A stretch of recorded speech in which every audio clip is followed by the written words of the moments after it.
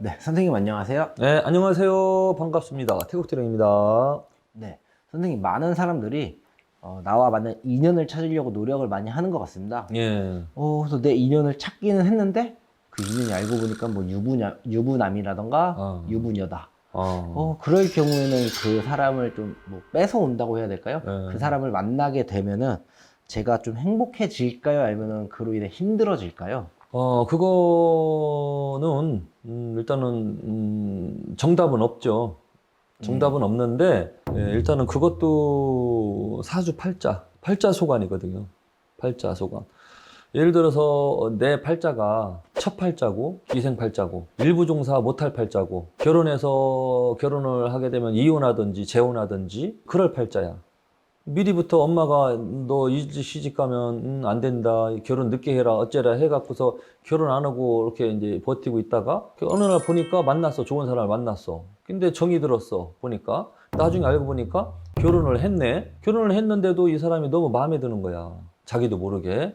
근데 도덕적으로 윤리적으로 봤을 때는 바로 끝나야죠. 하지만 운명적으로 볼 때는 내 팔자가 기생팔자고 첫 팔자고 그런 팔자인데 어차피 기생팔자, 첫팔자, 과부팔자, 이혼할 팔자, 남자도 없는 팔자인데 딴 데로 시집 가봤자 행복하게 살 일도 없어. 그럴 바에는 유부남이지만 만나고 보니까 서로 잘 맞아.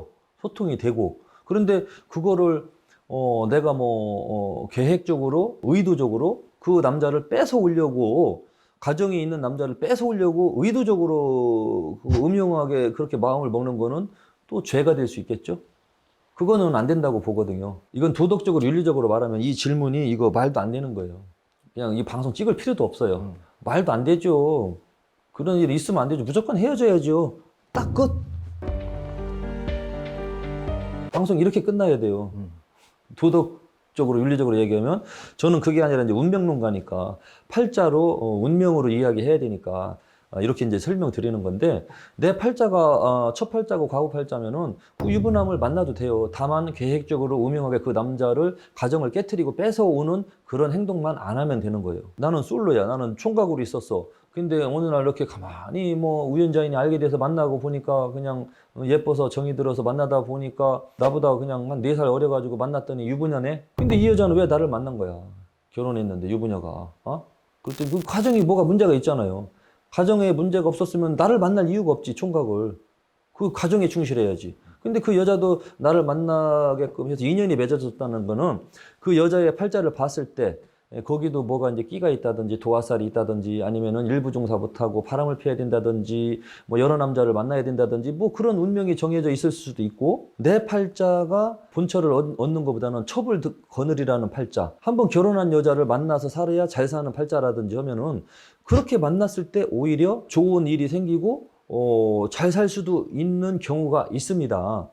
이제 항상 뭐든지 유부남, 유부녀를 내 걸로 계획적으로 막 뺏어와고 계획적으로 뺏어와서 잘 살 일은 없죠. 왜냐하면은 분명히 그것도 억지로 뺏어오면은 그 운명 흐름대로 간 게 아니라 인위적으로 내가 계획적으로 뺏어왔기 때문에 거기에는 안 좋은 현상이 터집니다. 과부하 현상이 벌어져요.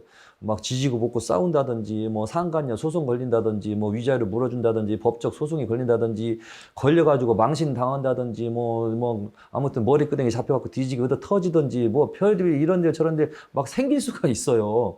그러니까 이제 운명대로 자연스럽게 가다 보면은 서로 헤어질 사람이면 그렇게 만났다가도 헤어지는 거고 서로 오래 갈 사람이면 아무런 분란 없이 그렇게 가는 건데 그 유부녀도 가정을 깨트리지 않고 행복하게 가야 되고 근데 그 유부녀를 만났을 때 의도적으로 이 여자를 내 걸로 만들어야 돼 해갖고 막 잡아 당겨오고 막 계획적으로 나랑 같이 살자 너 이혼하고 빨리 와라 막 그렇게 계획적으로 해가지고 잘 살고 있는 유부녀이 여기 귀에다가 바람 소옷을 집어넣어갖고 이혼하게 만들어갖고 가정 깨트리고 내가 딛고 살면 행복하겠습니까? 그게 당연히 불행하지. 그거는 안 되는 겁니다.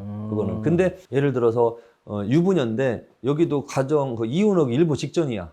예를 들어서 이혼을 진행하고 있어. 그런 경우에 어떻게 우연히 알게 돼가지고 서로 마음이 통하고 대화가 돼가지고 서로 잘 진행이 된다면은 잘 진행이 되면서 가면서 자연스럽게 이 여자는 이혼하고 나한테 와서 좋은 관계로 간다면은 새롭게 새로운 인연법으로 새롭게 출발해서 잘 살 수 있겠죠. 네.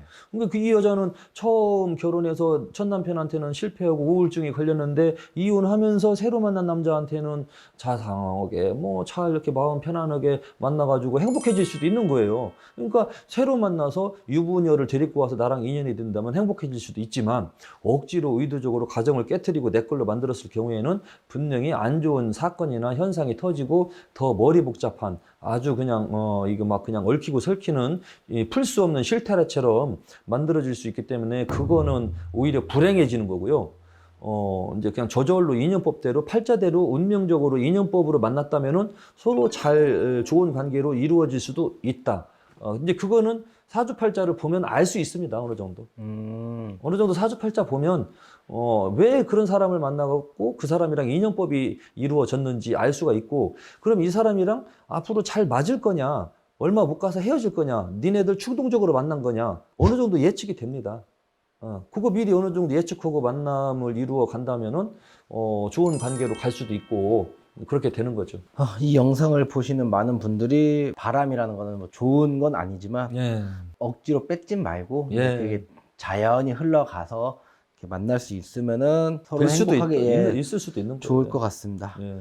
네, 알겠습니다. 오늘도 좋은 말씀 잘 전해 듣고 가겠습니다. 네, 감사합니다. 감사합니다.